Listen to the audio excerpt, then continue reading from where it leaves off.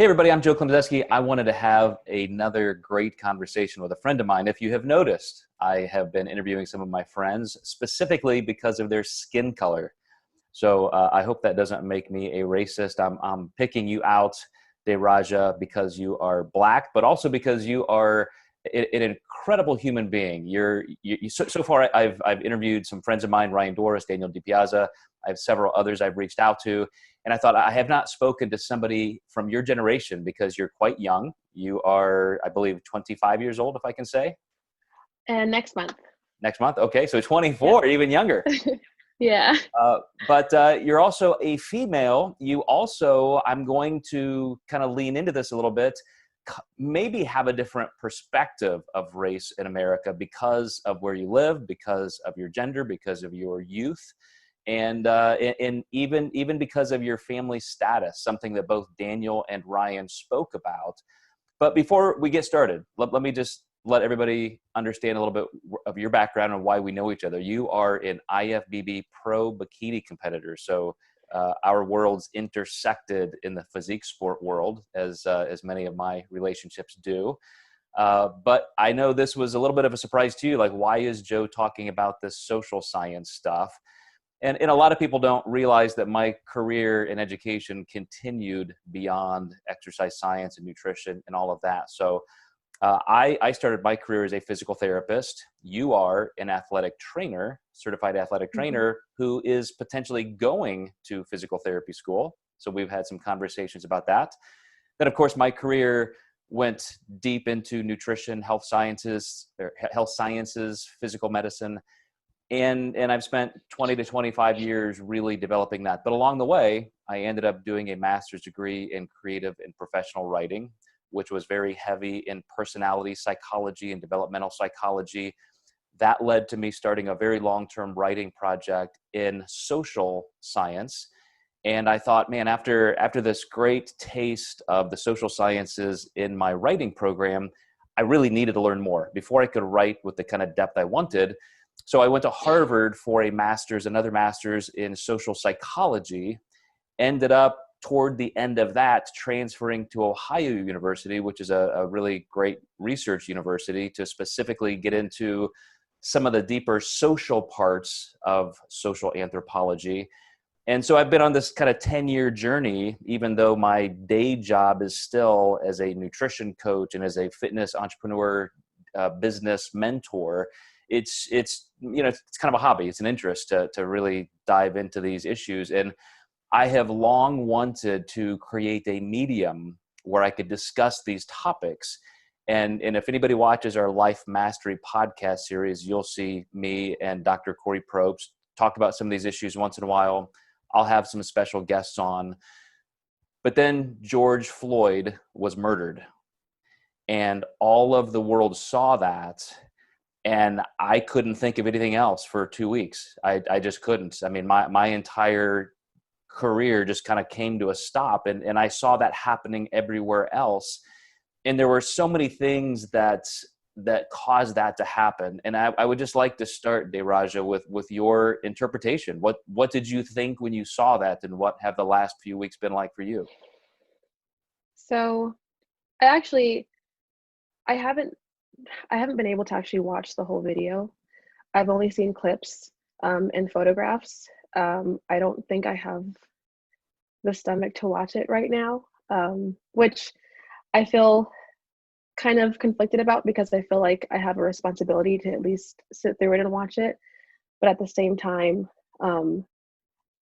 it's hard to sit down and watch it knowing what I'm about to witness and how real it is and how just such evil can take place. It's very difficult. And the last couple of weeks, I wasn't anticipating it affecting me so much. But when everything really hit, especially, through social media, it really just kind of all came down all at once. And initially it was almost in disbelief. But the more I saw it and the more that I saw and what people were saying, clips and images kept popping up. It was hard to ignore. I felt such a heaviness just kind of come down, and I was just sad. I was very sad. I was very confused, even a bit angry. And then kind of felt, I felt a need to say something, but I didn't quite know what to say. I don't think anybody knows what to say about it. And with being so young, I didn't know if I would be taken seriously. And then just having the perspective that I have, because I did grow up, I would say pretty sheltered.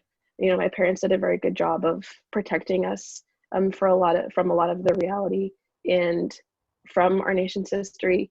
I had conversations with my grandparents when I was younger about, you know, what they experienced. My grandmother grew up, my mom's mom, she grew up, you know, when they were first integrating schools, and they still couldn't drink from the same water fountain.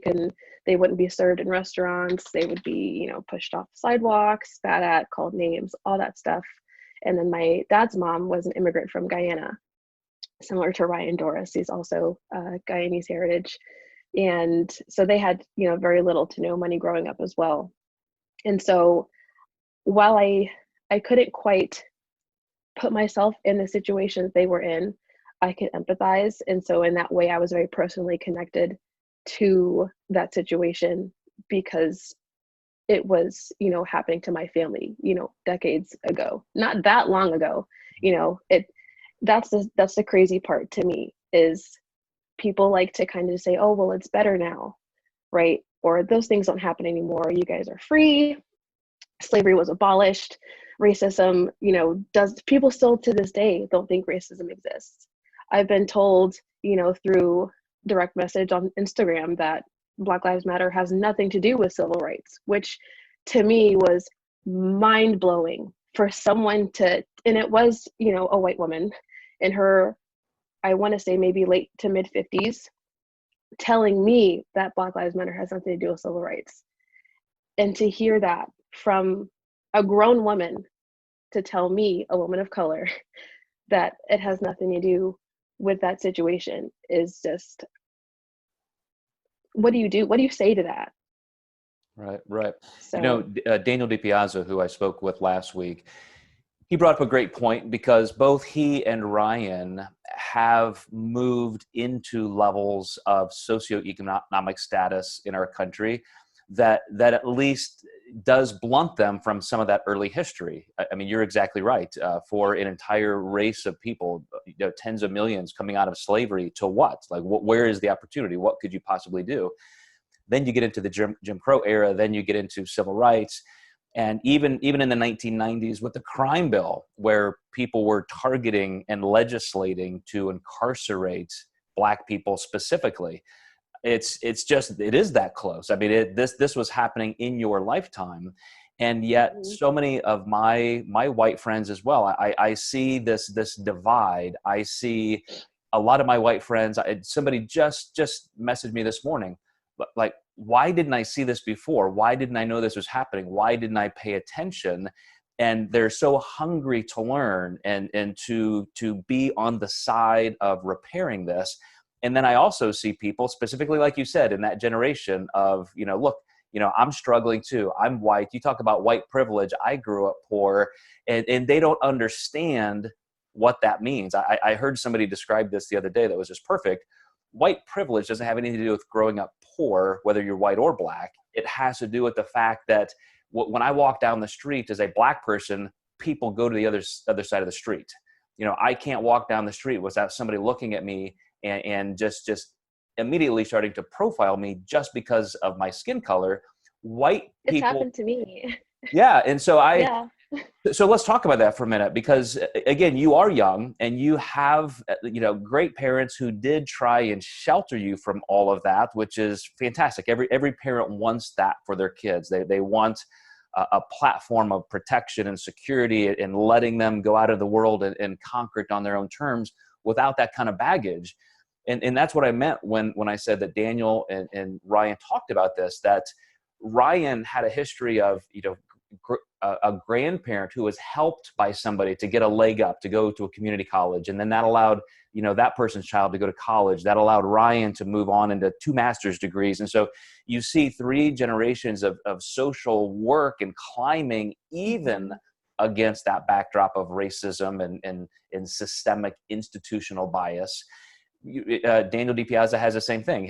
He grew up with a father who was a sanitation worker, and his mom was single for a very long time, and so he was raised by his white grandmother, and yet he was able to move further ahead.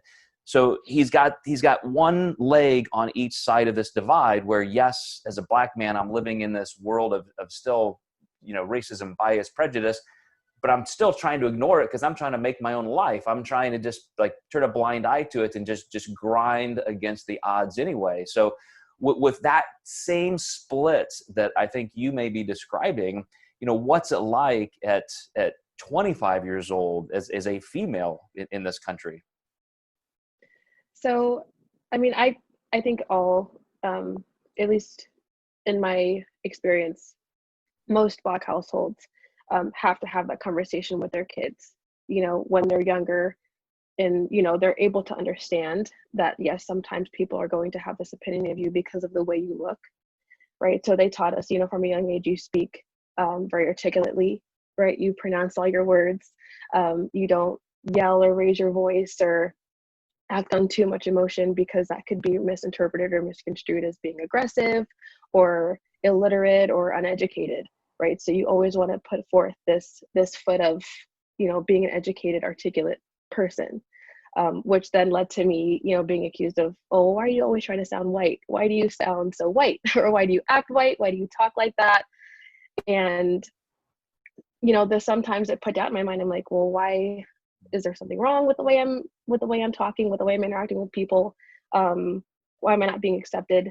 Obviously, one by, my Black friends or classmates, because I was, younger, I was in middle school, or obviously I'm not white. It's very obvious. So then it's like, where do I fit in? And then as I get older, my parents, teach me that, okay, you have to make sure that you, one, are articulate, to educate yourself and put that forth when you're doing job interviews, when you're going to college, because as one African American and a woman, regardless of what you try to say or put forth, for me, my biggest insecurity as being a Black woman is being interpreted as uneducated, and then not capable of doing as much because I'm a female, or not as well spoken because I'm Black. It's just a different kind of perspective, and so when I go into interviews, I'm very conscious of that. I remember when I did my interview for athletic training to get my bachelor's for the program, I straightened my hair because I wanted it to look more professional. Just little things like that you kind of take for granted. Just like when I was saying being racially profiled, I remember being at Marshall's. I'm in Naples, so I'm in Southwest Florida. The population is mostly Caucasian, middle-aged or older, geriatric population. And I was walking by this woman's cart because she was in the aisle next to me, but she left her cart there, and I was trying to see around her cart because I wanted to look at the clothes, and she was like watching me. And at first I didn't catch it, but then I kept kind of looking, and she was just like looking like suspicious of me. And I was like, dude, like, what's your problem? Like, why are you, I'm not going to steal your purse. Like, I don't. So it was just little things like that I'm just like, wow, that really happens, like, still today. It's just, it's crazy. What you're describing there is a very common social experience, which is when we become conscious enough. When you're 3-4 years old, mom is mom, dad is dad, your family is, it's just, you don't even realize there's much of a difference. And then as soon as you increase your social awareness a little bit, so that you're starting to compare your life to others. I remember maybe in the first grade, second grade, maybe even younger, maybe even just before school, going to a friend's house, and it was just a mansion. I mean, it was like going to the Bruce Wayne Batman manor, and all of a sudden I was like, wow, like like, I didn't realize people lived like this. And all of a sudden, somebody like me who grew up extremely poor, I started to look around and see, wow, there's a difference. And as I talked to Daniel DiPiazza, in my generation, especially in the North, there were always these racial jokes. There were, you would tell a joke and there's always like three people, like a black guy, a Polak, and a whatever. And everybody's made to look like this caricature. So I also grew up with this feeling of inferiority because I was poor, because I was small. I actually went into school under the cutoff. So I was 5 years old. I was already in the first grade. So everybody was a year older. They were bigger, et cetera. And so it just kind of forced me into this introversion. I wouldn't say I had this chip on my shoulder, but it certainly made me insecure and quiet. And it probably wasn't until, I don't know, maybe mid-teens. It was actually weightlifting and the ability to excel in sports in my chosen sport of baseball, that I all of a sudden kind of got my legs under myself and started feeling like I could do something. And then because my family was too poor to send me to college, I joined the military. At 17 years old, I left home, went to basic training, and I just said, okay, I'm going to be in the military. But I also had one eye on the education benefits. That's why that was still a good option for me. I didn't want to just go work in a factory like my friends back home, who you were either going to college or you're going to go work in a factory. And I couldn't go to college, and I didn't want to work in a factory. So that was kind of a plan C. But I started taking college classes, and I started doing my career development courses in the military, and I was getting 100% on these things. And I was going to college and getting A's, and I just started feeling like I could do something on my own. And I think that was the first time I was able to escape that familial embarrassment and that sense of inferiority. And I've heard even Dr. Ben Carson talk about that as a neurosurgeon. He grew up extremely poor in Detroit. And he said at a certain age as a child, he looked around and he said, I'm not going to live like this for the rest of my life. And so he just did what it took to get the grades, go to medical school, and escape poverty, especially from that inner city, urban Detroit, Black type of poverty that he was entrenched in generationally. So my dad did the same thing. Yes. So yeah, there's my two questions for you. Was at some point in your family's history, somebody did that? Somebody finally said, this is not good enough for me. I'm going to outwork the system. And who was that in your family history? And talk about that if you can. Yeah, that was my dad. In spite of, some of his professors and colleagues who would have preferred that he not become the man who he is today as a surgical oncologist. There were definitely people who wanted to prevent that because they didn't want to support a Black man being a surgeon, and he did it anyway. His dad he died of colon cancer when he was in, I believe, his residency, or right before he went into his residency. And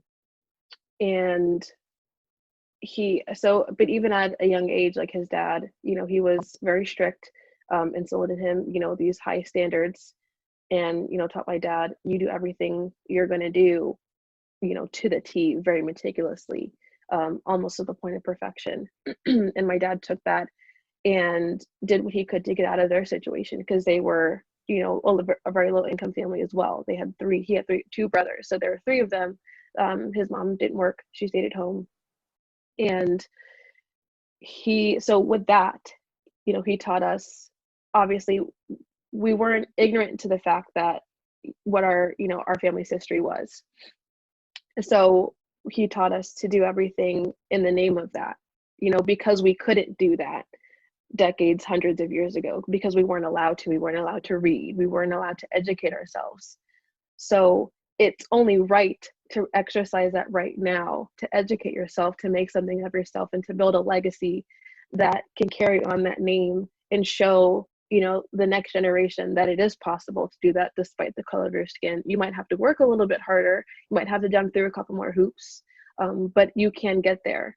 And I think what makes me sad is to know that there are so many people, minority people, Black people, children, that are essentially taught and brought up in a reality where you're only going to make it so far. You only work up to being,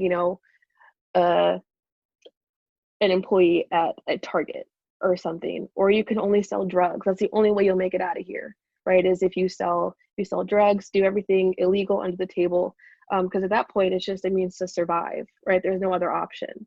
And then one makes it out, and that's amazing. But then what are you going to do to go back and say, hey, you don't have to do that anymore. You can do it the right way. It might be a little more work, but it's worth it, because then it makes it a better situation for the next generation.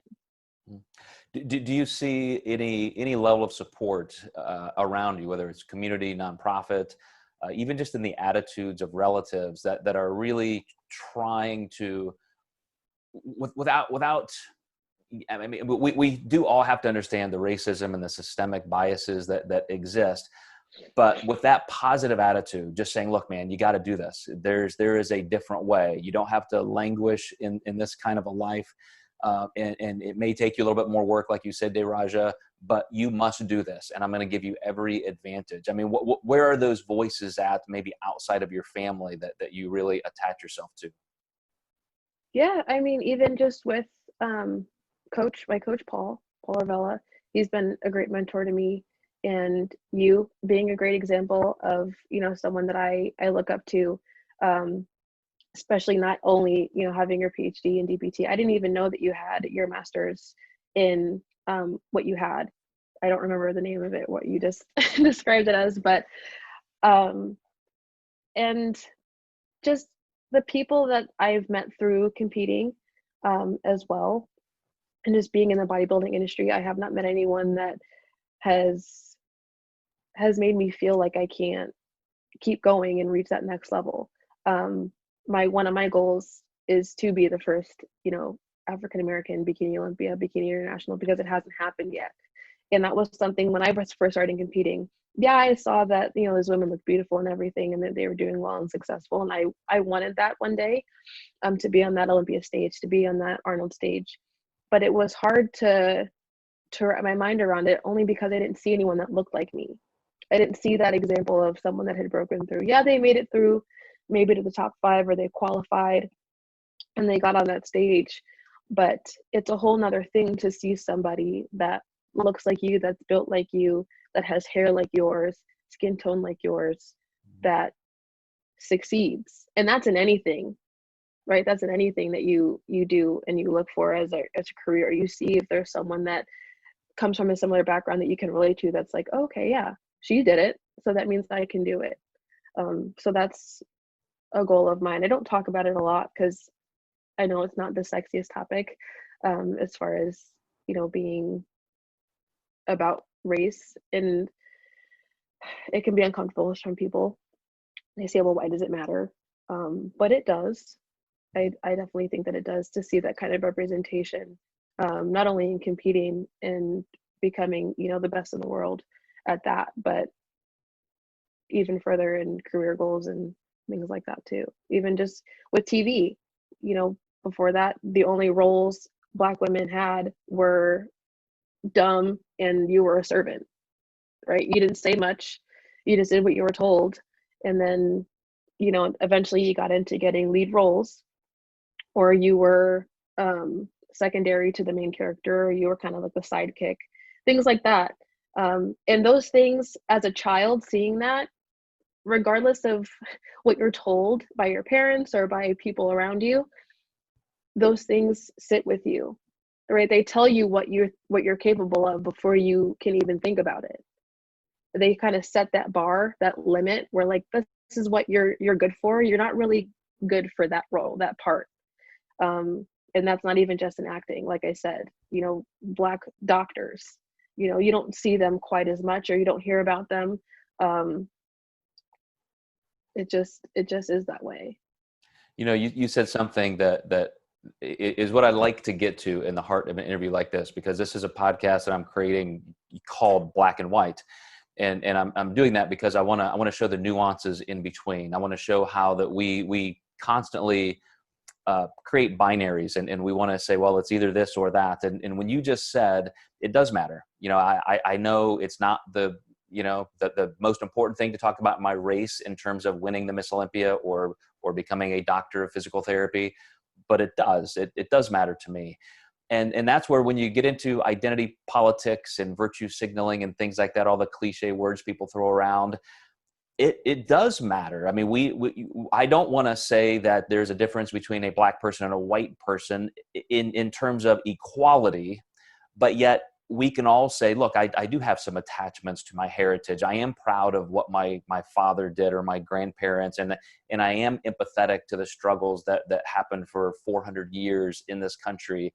And so my race and my skin color does matter. That's okay to say. That's not reverse racism. I think those are the nuances we have to learn to accept. And I think that's why there are so many people who still struggle with this, who want to say, oh my gosh, there's still just amazing overt racism. We need reparations. We need this and this. And then other people saying it doesn't even exist. It's just a made up concept.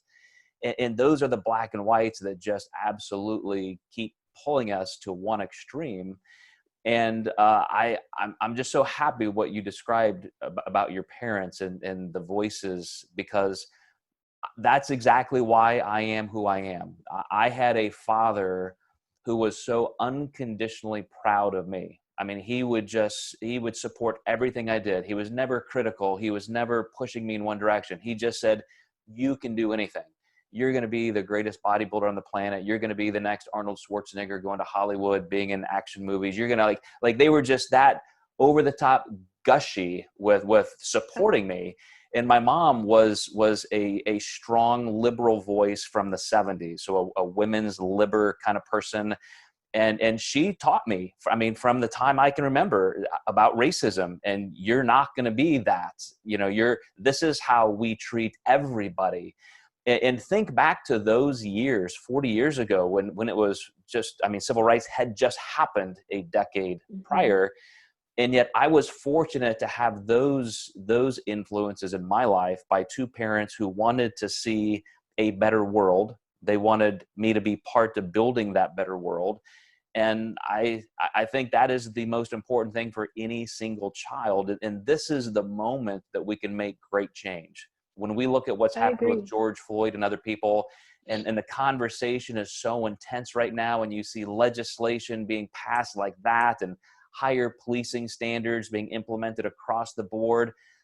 That's why I'm doing these podcasts, Daraja. Like, my foot is on the pedal, and I do not plan on letting up, because I want to be that person who helps push the world forward. I love it. And I love having these conversations, because I just had a conversation with another friend of mine, and we were just sitting and talking and sharing ideas and ideals. And I think, like you said, there's just so much black and white, because just as much as there might be, racist white people, there are racist black people. And that's not to say that neither one's right or wrong, because they're both wrong, because there are some, black people that grow up and they're taught white people are evil because of what our nation's history has, how it's unfolded. And that, they are the enemy, and that they deserve to pay for what their ancestors did. And I don't think that that's right either. I don't think that that's going to solve anything.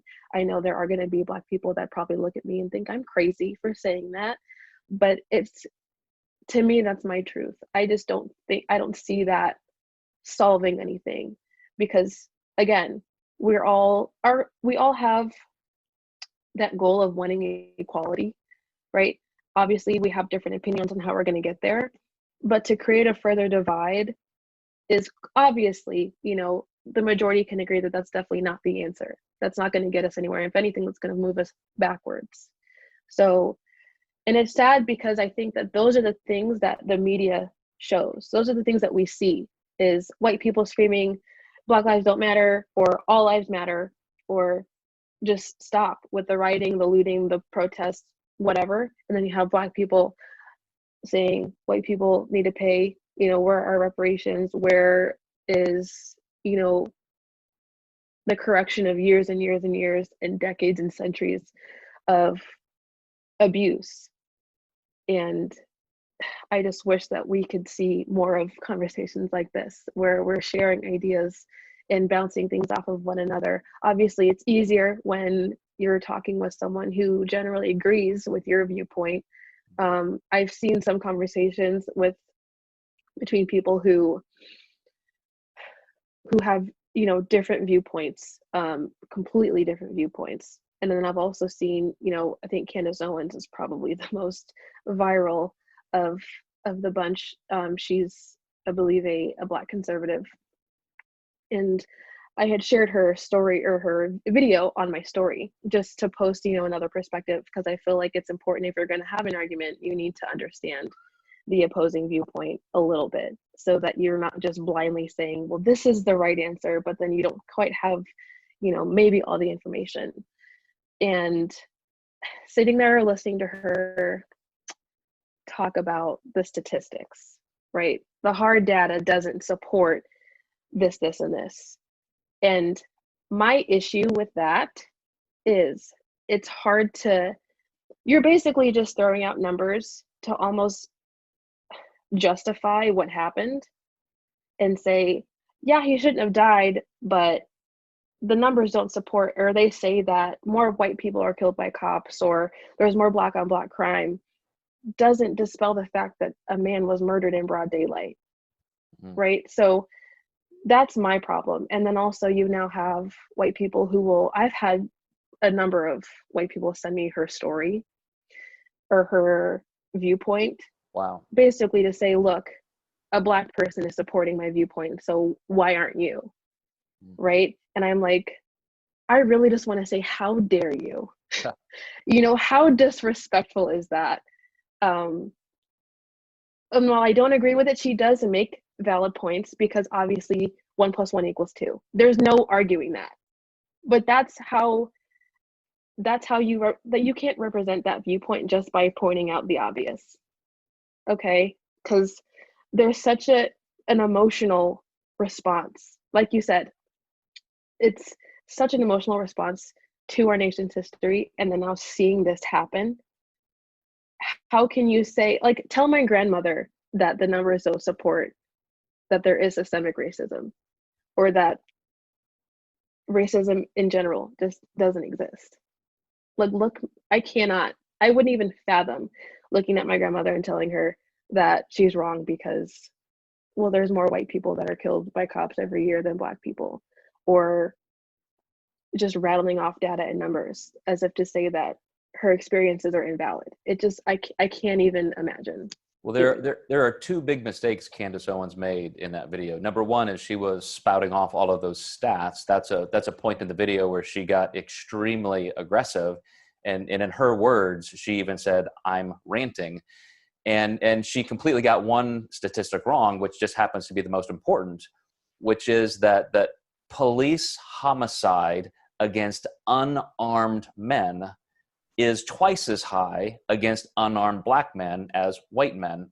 So if you're going to do a good statistical analysis, and I've taken about 5 graduate level medical statistics courses for research, you can't just start cherry picking, you know, what you want to say. And so the other big mistake that she makes, besides completely undermining her entire argument by falsifying that one most key piece of information, was, why are those people in that situation? Did you not forget about the 400 years of slavery, of the 100 years of racism after that, of the continual systemic institutional bias and prejudice that you still face today? Like, did you somehow forget all of that? And you're just going to point to one guy with one knee on his neck, and you're going to say, oh, that guy's a criminal, so it doesn't matter. I mean, I wrote a pretty in-depth analysis of her video, and I would say you're right. You know, she gave some stats that are correct. Yes, there are some problems in minority communities because of generational poverty and racism and incarceration, where there's over-policing and over-sentencing. And I mean, like, yes, but let's not forget why that exists. Like, and yeah, it's to me, it's almost like what we were talking about earlier, where she is embarrassed by her background, her race. And so she has probably, I don't want to be an armchair psychiatrist here, but she is literally trying to be the person that everybody else accepts on that side. She has accepted that conservative political viewpoint. That's how she makes her living. And so to be controversial enough to really stand out, she has to be different. She can't go into Fox News and start complaining about racism. She would be nobody at that point. So anyway, I just feel like she's got this embarrassment just deeply ingrained in her, where she wants to somehow apologize for the crimes of Black people, forgetting all of the crimes perpetuated onto Black people for 500 years. And the whole thing to me was just a train wreck. And the fact that people are now white-splaining to you, sending you her video saying, Yeah. hey, why don't you just shut up and behave like this Black woman? Yeah. It just, man, it just rips my guts out. It was infuriating. I actually had to like turn off my notifications and just not even go on. I blocked her. I blocked quite a few people actually, because she wasn't the only one. Right. And then on the other side of the same coin, the video that I had posted about, you know, the whole Blackout Tuesday thing, where people were there was controversy between that, and you should post it, you shouldn't post it, or it's counterproductive, it's insulting, it's rude, it's the right thing to do. And I had just made the point in saying, you know, if they believe that it's what they thought that they should do in support of the Black Lives Matter movement, in support of stopping racism, spreading awareness, then why are we slapping their hand? Why are we telling people to F off, basically, and that it's not doing anything, it's not making a difference? Which, that's your opinion, that's fine. It's social media. If you don't like it, then just don't look at it. But someone had told me, well, then I hope the white people in your life are giving you the same kind of compassion that you're giving them, or that they're not stepping all over you like you're telling us we should let them do. And it was just crazy to have that message received that way, because I had likened it to, or created this like analogy where I said that it's basically like you have this child that's trying to help you clean the house, and in the middle of them trying to help you out, they break one of the dishes, and you turn around and you yell at them and you say, what's wrong with you? Why would you do that? That's completely counterproductive. Just go away. Now they don't want to help you, because they're just going to be afraid that if they do, they're going to get scolded, they're going to get reprimanded, they're going to be called names. And now they've just said, okay, you know what, I support you, but then I'm just going to watch you work. Just do it yourself. And they took that and said, well, good luck then. And I think sometimes, I know sometimes my viewpoint might seem a bit naive, because I might come off as saying like, oh, why can't we all just get along and support each other? Which I'm not saying that outright, because obviously that's a very blanket statement. And I feel like it's the solution should be more simple than people are making it out to be. But I know there's a lot that I don't know about. And so sometimes, yeah, it's hard for me to want to come out and say anything and have a voice, because I feel like, what am I going to say that's not already been said, right? How am I going to say this different? Or how am I going to say it in a way that sounds educated and like I have the facts?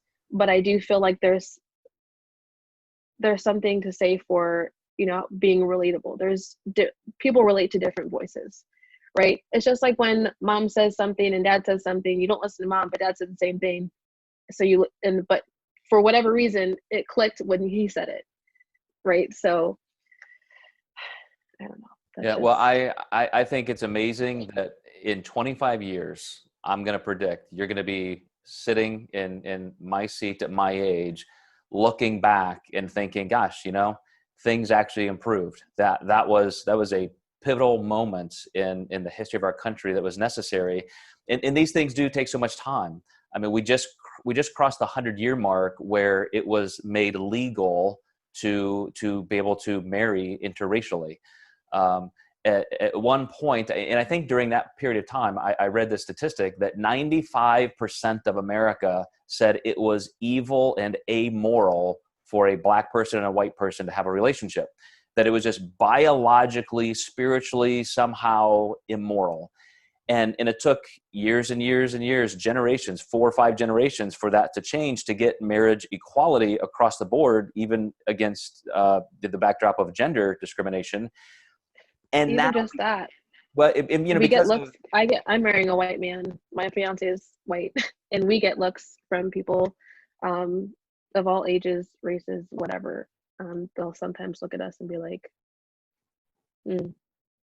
Well, what I can say to you is, thank goodness at 25 years old, you did not have to endure what your parents and your grandparents had to.